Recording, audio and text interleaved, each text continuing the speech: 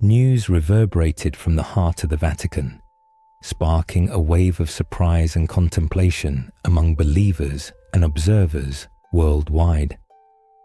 Pope Leo XIV, widely regarded as a pontiff striving for progress and openness, made a decision that shook the foundations of the ecclesiastical hierarchy. Cardinal Raymond Burk, known for his unwavering commitment to tradition and orthodox views, was appointed to a key position within the Roman Curia.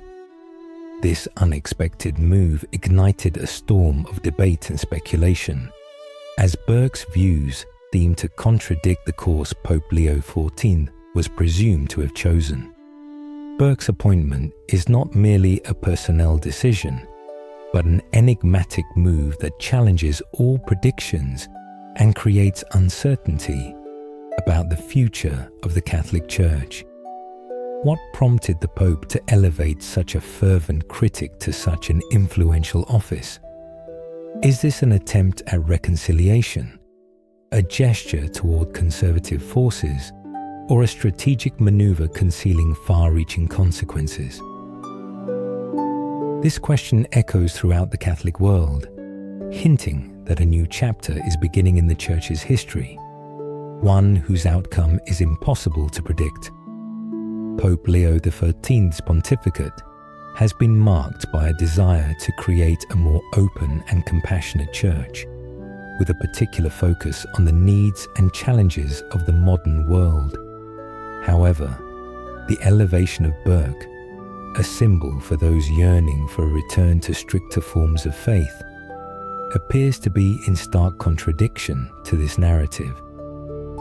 This inconsistency has caused unprecedented unrest. The Pope's decision is a silent statement of intent that could fundamentally alter the balance of power and redefine the theological and pastoral priorities of the Vatican. Initial astonishment has given way to a period of intense analysis. Some suggest the Pope is attempting to balance various factions within the Church, aiming for greater unity in an era of polarization. Others see it as an attempt to neutralize dissenting voices by integrating them into the power structure. Whatever the true intentions, one thing is certain: a new key figure has appeared on the Vatican chessboard, promising unexpected moves and unpredictable consequences. Anticipation is growing, and this appointment is becoming a catalyst for a new era of debate and re-evaluation within the world's oldest and most influential religious institution.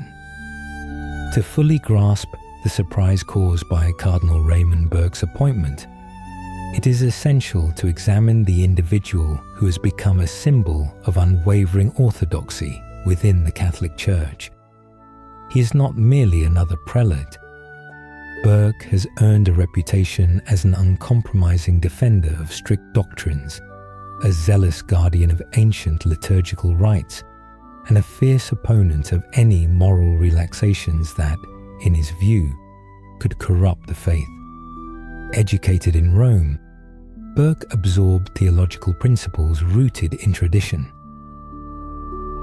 His career included serving as prefect of the Supreme Tribunal of the Apostolic Signatura, the Church's highest judicial body, where he solidified his image as a canon lawyer with rigorous and unyielding interpretations of church law.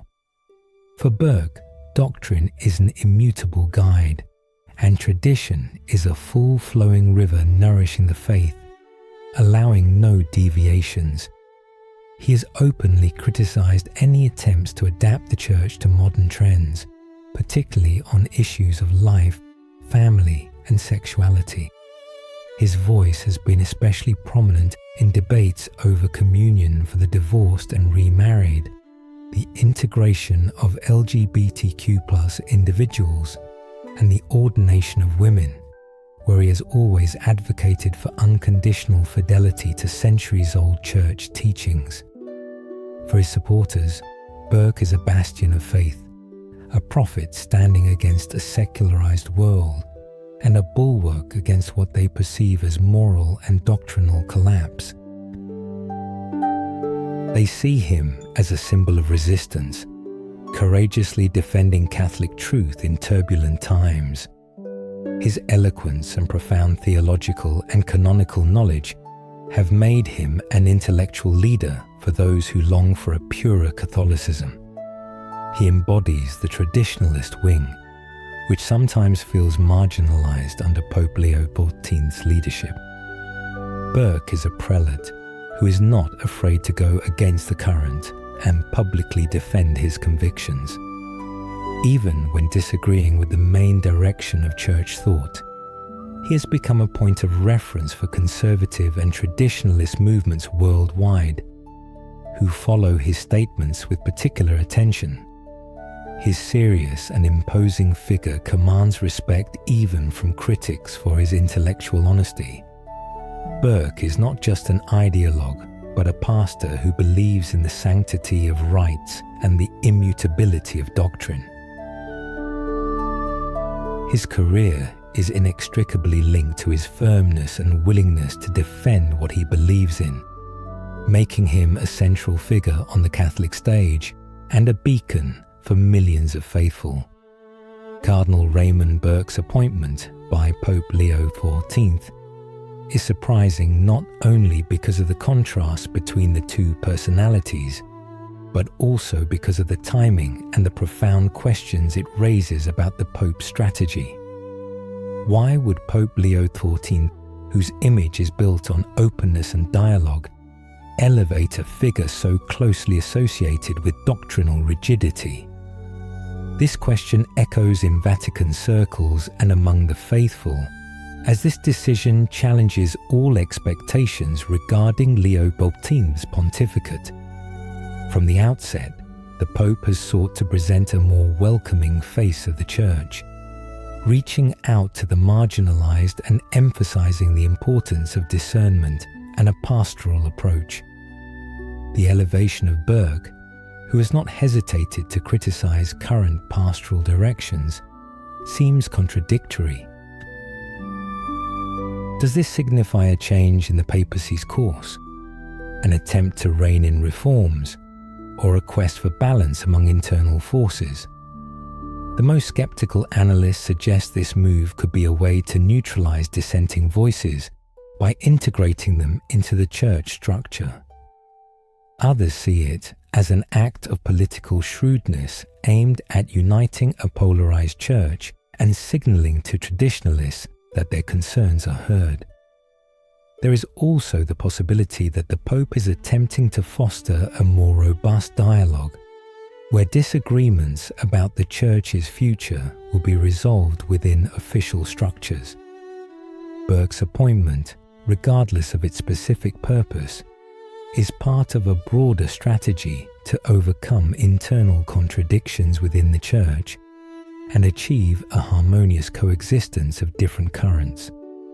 This step, taken during a period of global instability and unprecedented challenges to faith, adds further complexity to the situation.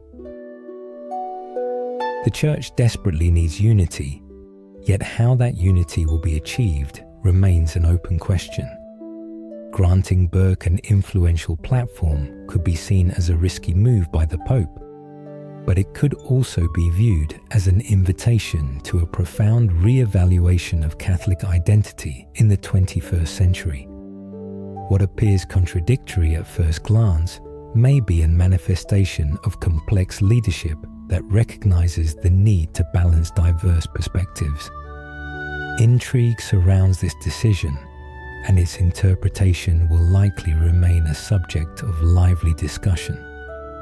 Cardinal Raymond Burke's appointment immediately provoked a strong reaction across various segments of the Catholic Church, vividly demonstrating the depth of existing disagreements and the intensity of internal polarization.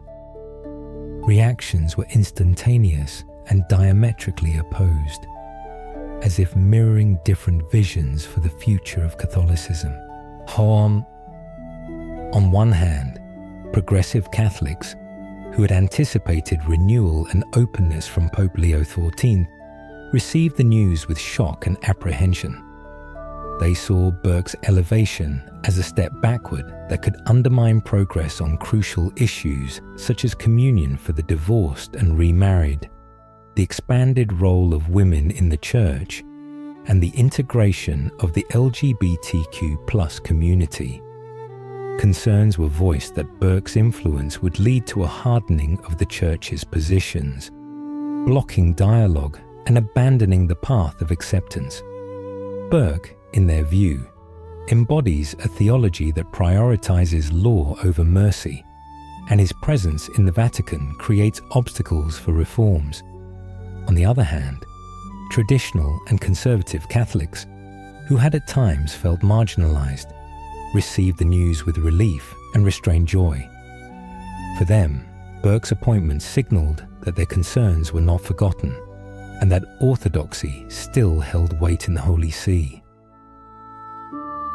Burke is seen by them as a defender of unwavering faith, a champion of traditional values being eroded by secularism. His elevation instills hope for the Church's return to doctrinal clarity, moral rigor, and liturgical reverence. They consider this appointment a recognition of tradition's importance and an indication of the Pope's desire for a necessary balance to restore the Church. Beyond immediate reactions, Burke's appointment sparked a broad discussion about the Church's future, exposing deep internal polarization.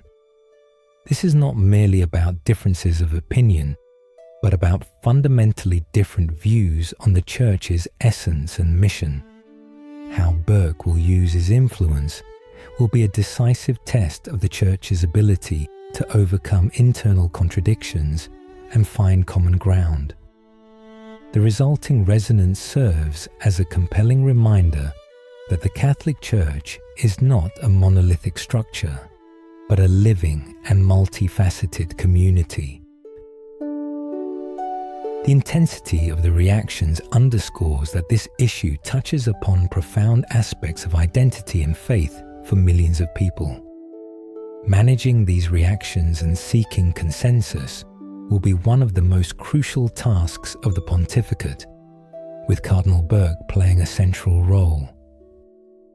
Cardinal Raymond Burke's appointment to such a significant position in the Vatican is not merely a symbolic act. It grants him power and the ability to influence the course of the Catholic Church worldwide. Although the precise details of his new role are still being clarified, preliminary information indicates that Burke will oversee important areas related to the Holy See's global influence and its moral cultural projection on the international stage.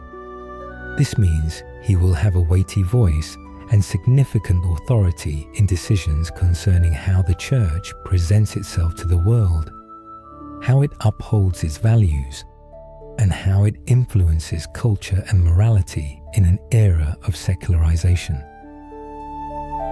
His expertise in canon law and his reputation as a proponent of doctrinal rigor suggest a deliberate and uncompromising approach. He is expected to use his position to strengthen Catholic identity internationally, defend traditional moral principles in multilateral forums, and reinforce orthodoxy in diplomatic missions and evangelization initiatives.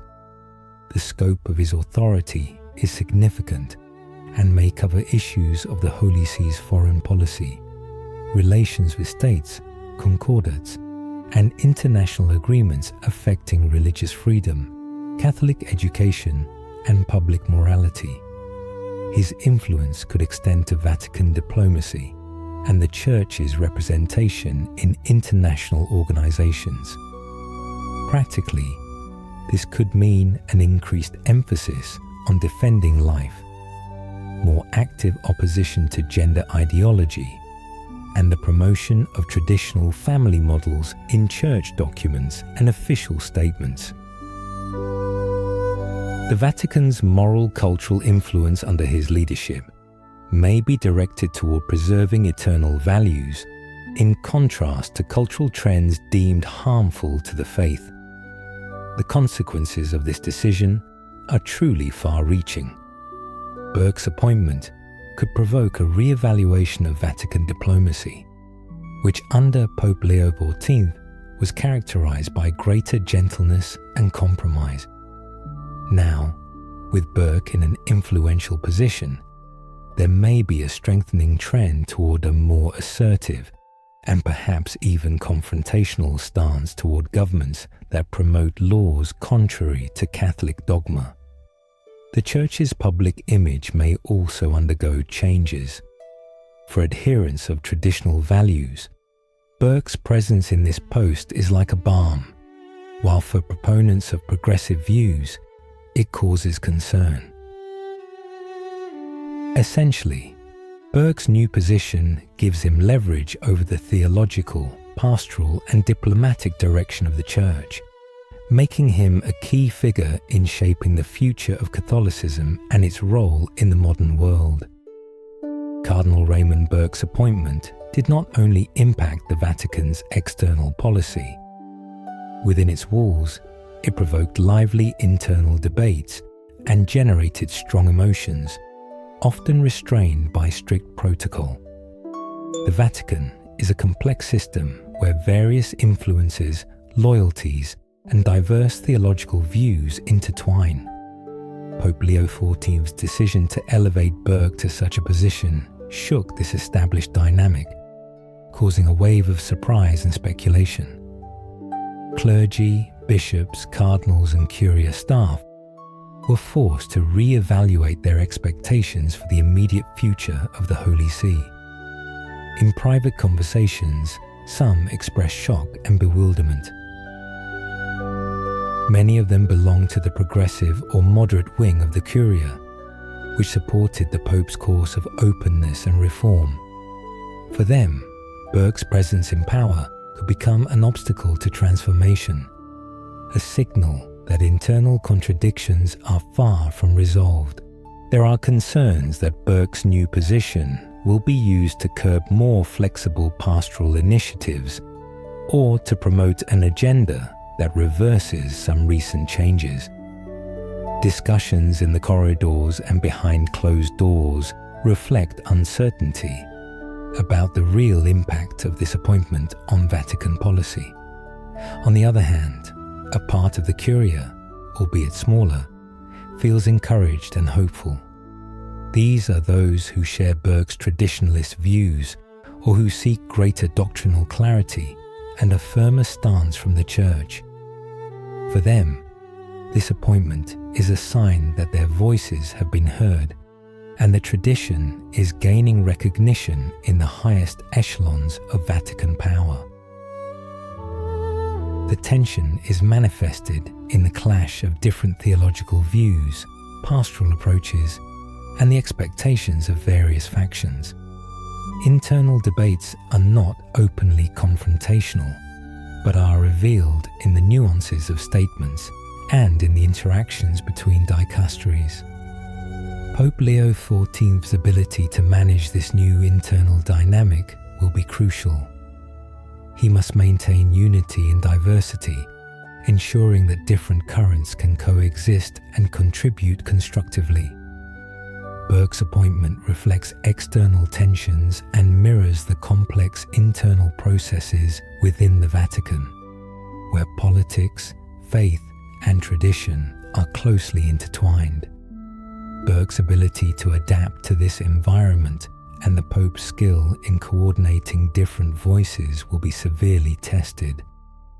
The appointment of Cardinal Raymond Burk, known for his conservative views, has consequences extending beyond Vatican corridors and could reshape the perception of faith for the ordinary Catholic.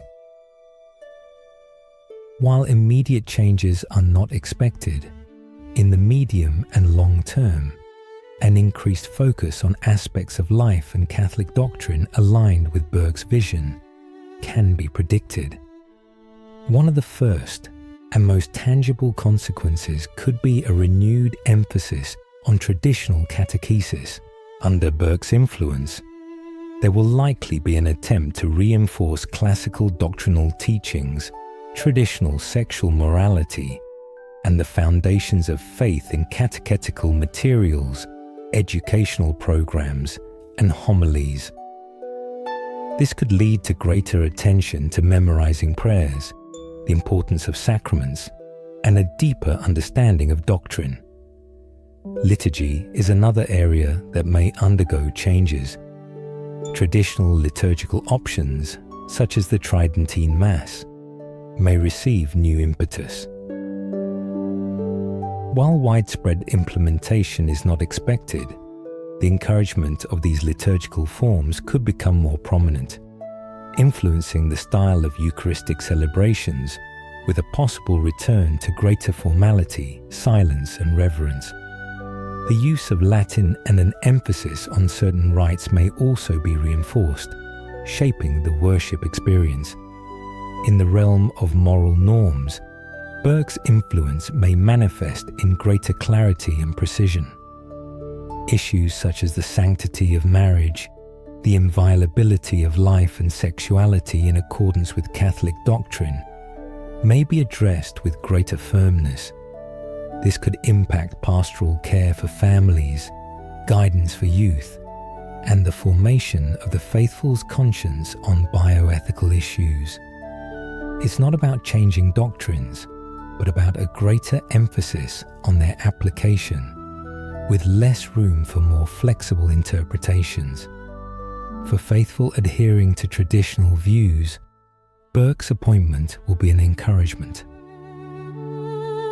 For those seeking a more open church, it may become a period of increased tension. The dynamics of parish communities may become more apparent as groups self-organize around different views. Ultimately, Cardinal Raymond Burke's new appointment becomes a powerful impetus for profound reflection on the essence of the Catholic faith in the modern world, on how believers live their spiritual lives, and how the religious community balances devotion to tradition with the need for open dialogue with an ever-changing reality. This situation presents a complex interplay of power and Vatican diplomacy, where every public statement by key figures like Cardinal Burke and Pope Leo XIV is a carefully calibrated message, revealing intentions and defining strategic directions. Burke's reaction to his new appointment and the Pope's words form a complex mosaic requiring careful analysis, as it holds the keys to understanding the new dynamic. From Cardinal Burke's side, the response was dignified and seemingly grateful. However, beneath these words lies the essence of his mission and vision for the Church.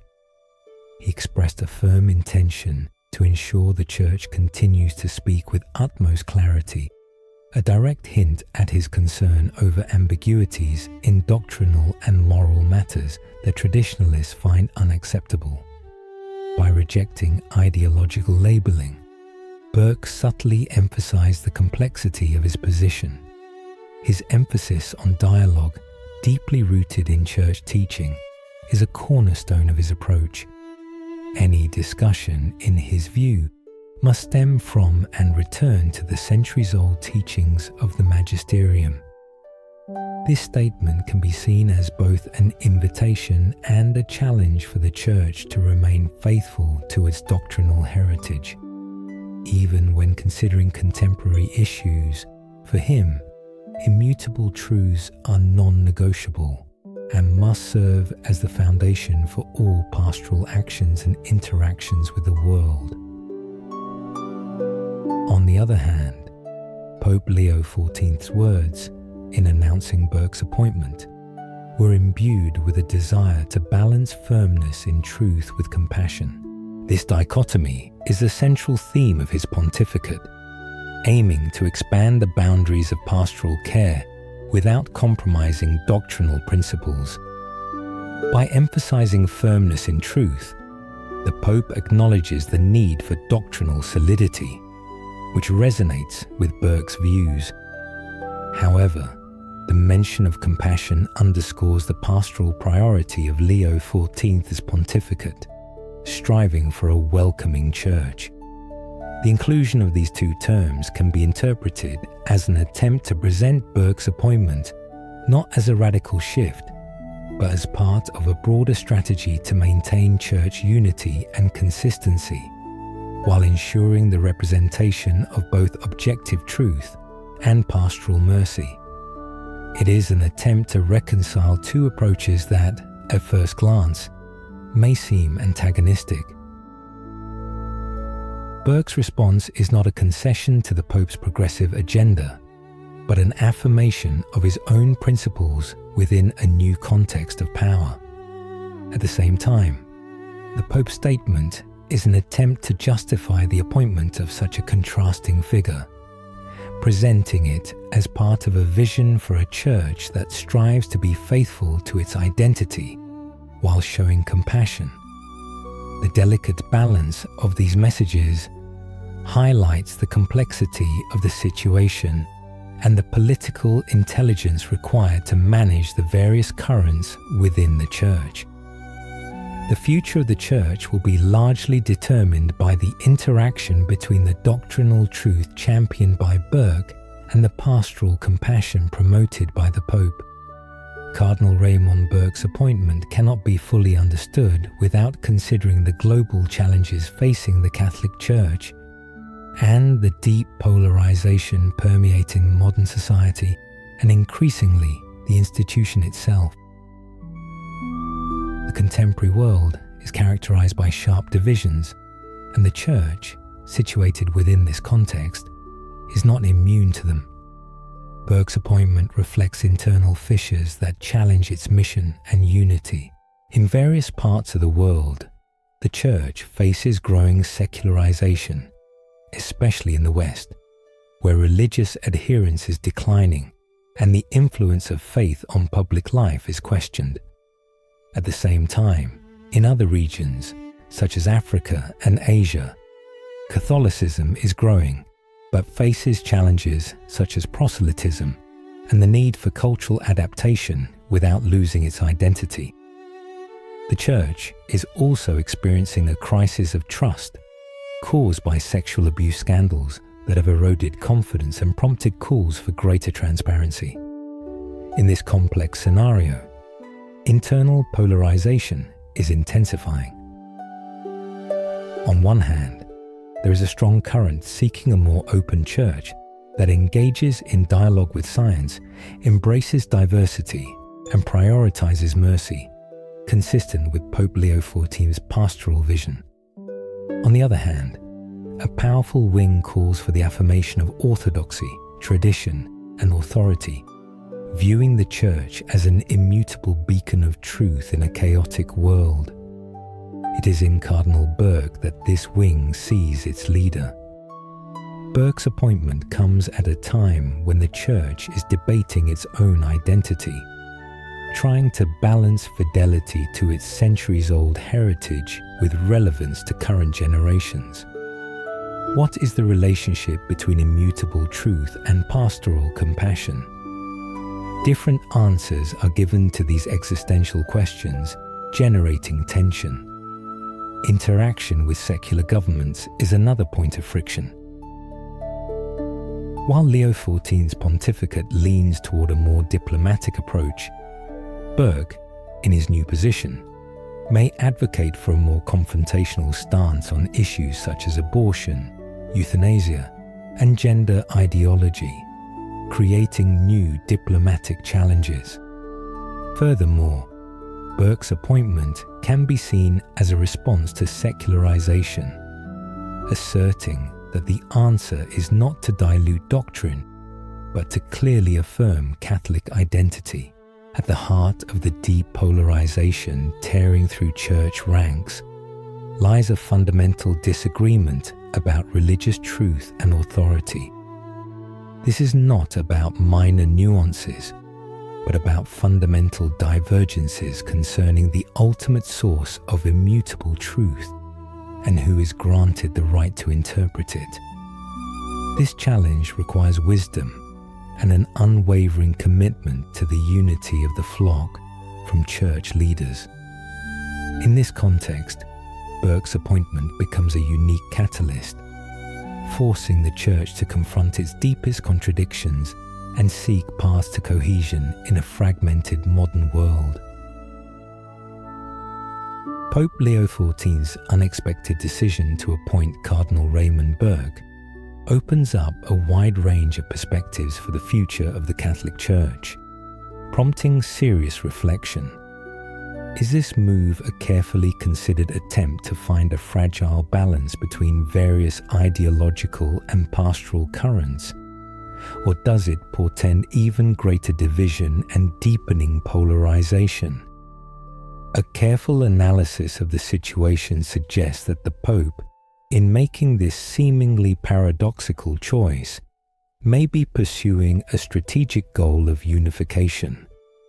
The very idea that a progressive leader appoints a staunch traditionalist to a high office can be interpreted as an attempt to demonstrate that the Church is broad and tolerant enough to accommodate a wide range of views. If successful, such a strategy could lead to a stronger Church, where traditional values and the desire for renewal harmoniously coexist and enrich each other, avoiding the marginalization of any wing. In this scenario, the key task is to build bridges between different groups and foster constructive dialogue. However, there is also a significant risk that this appointment, instead of the expected pacification, will only exacerbate existing tensions. Burke's presence in power may be perceived by proponents of progressive views as a serious obstacle to reforms, a clear sign that the Church is retreating from its policy of openness to the world and weakening its emphasis on mercy. This, in turn, could lead to disappointment and alienation for a significant portion of the faithful.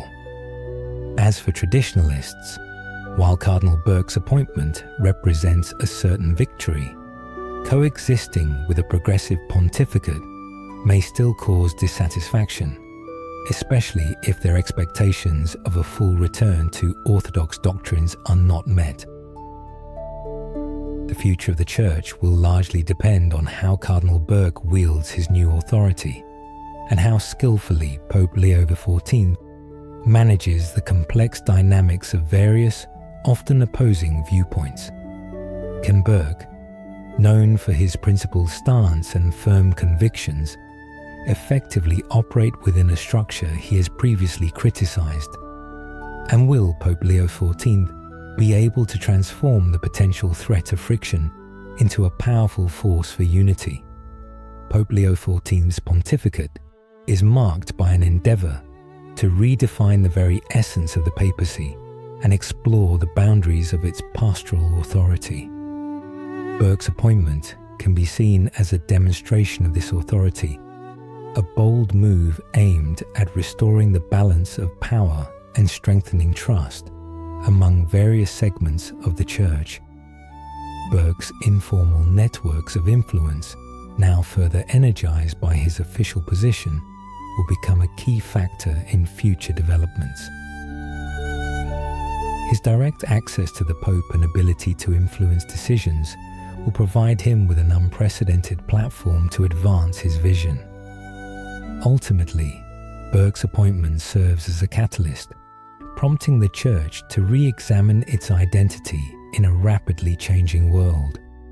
How this new chapter in the history of Catholicism unfolds will determine not only its future, but also its ability to maintain unity and remain relevant in a complex global context.